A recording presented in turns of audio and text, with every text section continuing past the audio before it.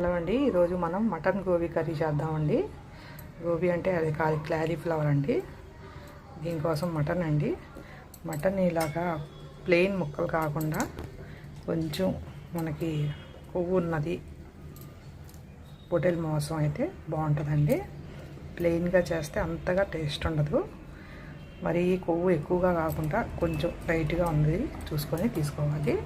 దానికి కావాల్సింది టమాటాలు, అల్లం వెల్లుల్లి పేస్టు, కొబ్బరి పేస్టు, ఉప్పు, కారం, పచ్చిమిర్చి, కొత్తిమీర, ఉల్లిపాయలు, మన గరం మసాలా, ఆకు, క్యాలీఫ్లవర్. దీన్ని ముక్కలుగా చేసి ఉప్పు నీళ్ళల్లో 10 నిమిషాల పాటు నానబెట్టి అప్పుడు కర్రీ చేసుకోవాలండి. దాంట్లో ఉన్న పురుగులు, దీనిపైన చల్లే మన పురుగుల మందు అది ఉంటుంది కదా, అవన్నీ పోతాయి అన్నమాట 10 నిమిషాలు నానబెట్టి. కావాల్సిన నూనె, ముందుగా కడాయిలో నూనె వేసి దాంట్లో ఉల్లిపాయలు వేయించుకోవాలండి. ఉల్లిపాయలు వేసి మరీ ఎర్రగా కాకుండా జస్ట్ కొంచెం మొత్తం ఉల్లిపాయలు వేసేసాం కదండి. మనం మొత్తం మసాలాలన్నీ కలిపి ఇంకా బాగా మొక్క అంతా ఉడికిపోయిందండి. ఉడికిపోయిన తర్వాత మనం ఈ టమాటాలు వేసేసి ముందుగా కొద్దిగా వాటర్ పోసేయాలండి. టమాటాలు మగ్గిన తర్వాత అప్పుడు క్యాలీఫ్లవర్ వేయాలి.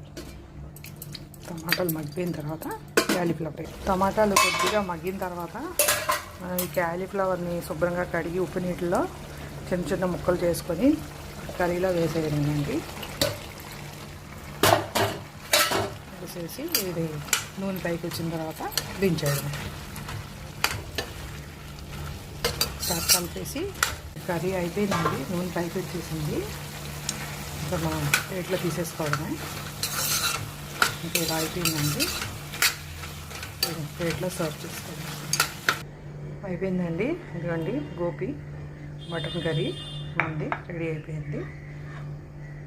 మీరు ఒకసారి ట్రై చేయండి. బాయ్.